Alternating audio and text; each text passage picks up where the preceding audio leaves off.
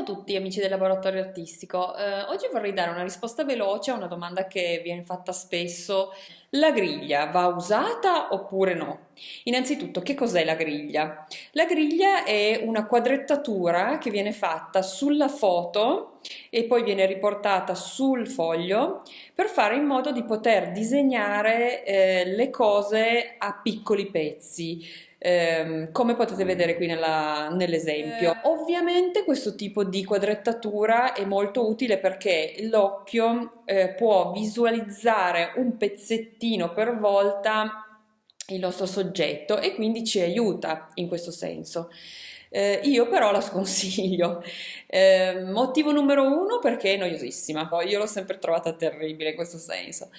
Motivo numero due perché non ci permette di migliorare. Cioè, io parto da una foto e arrivo a un disegno che è molto simile alla foto originale, ma che io non posso in nessun modo interpretare come mio, perché facendo un quadratino per volta sono obbligata a rimanere precisa su quello che ho come base di partenza.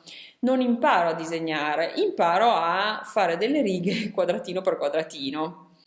Quando invece io devo imparare a disegnare, mi concentro sull'osservazione, sui volumi, parto dalle proporzioni. Non c'è niente di tutto ciò nella griglia, non imparo le proporzioni, non imparo i volumi, non capisco dai miei errori che cosa sto facendo rispetto al esprimere qualcosa di mio, perché io sto facendo righina per righina, preciso quello che c'è in ciascun quadratino e quindi non sto migliorando, non sto realmente imparando qualcosa.